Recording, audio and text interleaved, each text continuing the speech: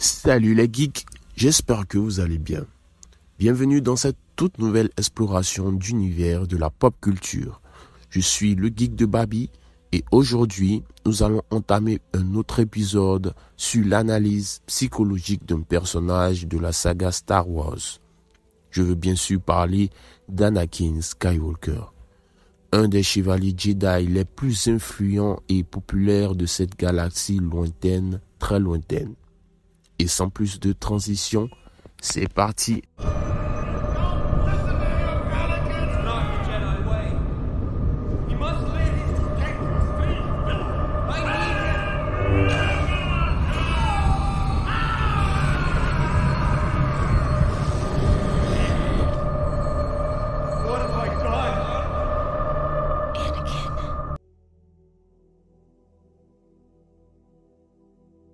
Anakin Skywalker est un personnage assez complexe, aussi intelligent, intuitif.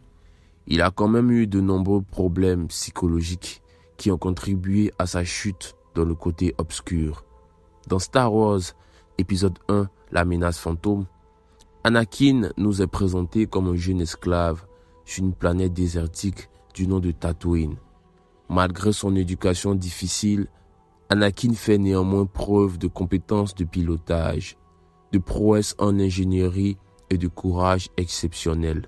Cependant, il présente également des signes d'instabilité émotionnelle, notamment un caractère colérique et un fort désir d'approbation et d'affection.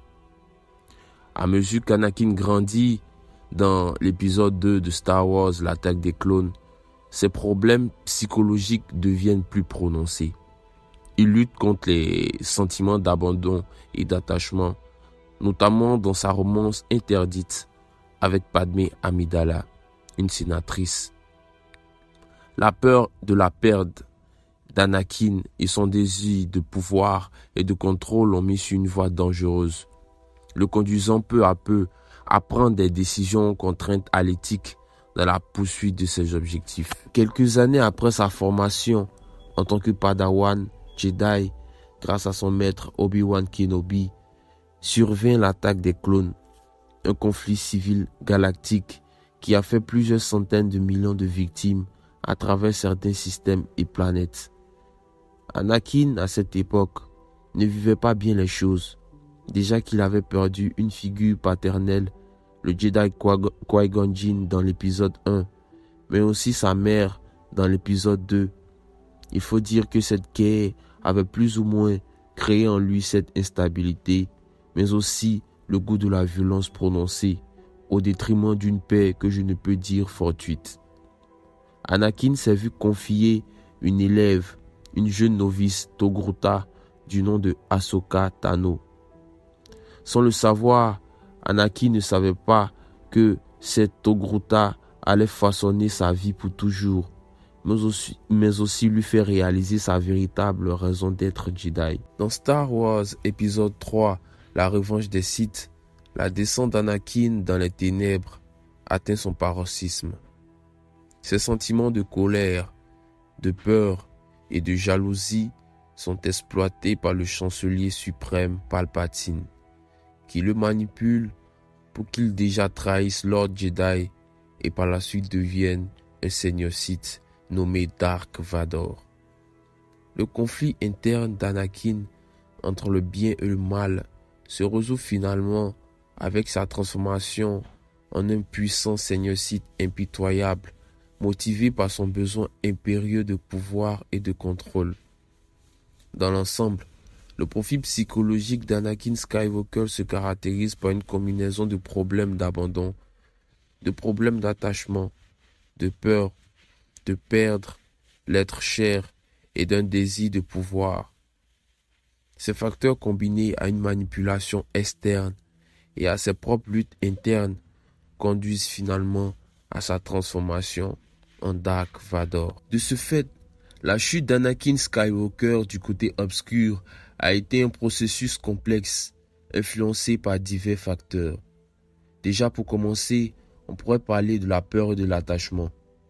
La peur de la perte d'un être cher et l'attachement d'Anakin envers ses proches en particulier sa peur de perdre Padmé Amidala, l'ont poussé à rechercher le pouvoir pour empêcher sa mort.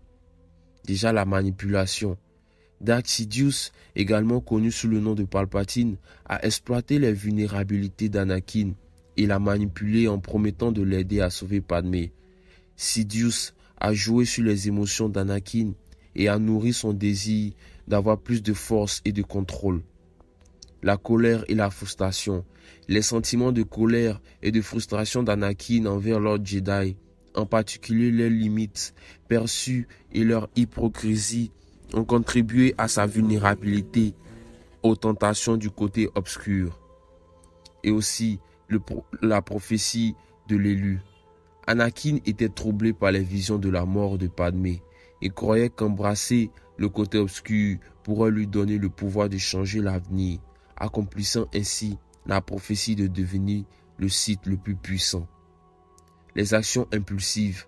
La nature impulsive d'Anakin et son désir de solution immédiate l'ont amené à prendre des décisions irréfléchies, comme trahir Lord Jedi et prêter allégeance à Sidious sans en comprendre pleinement les conséquences.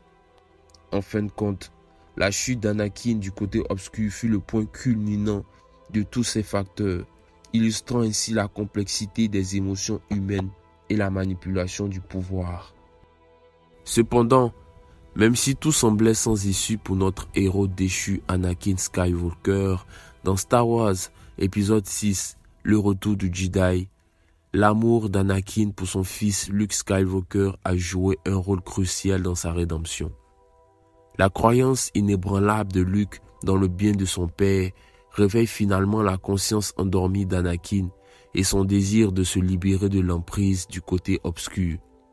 Aussi, sa confrontation avec l'empereur Palpatine, Anakin était confronté au choix entre sauver son fils ou rester fidèle à l'empereur Palpatine.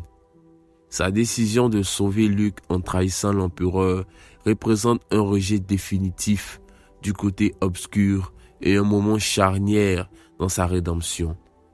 Dans ses derniers instants de vie, le sacrifice d'Anakin pour sauver Luke et détruire l'empereur sauve non seulement la galaxie de la tyrannie, mais symbolise également sa rédemption totale.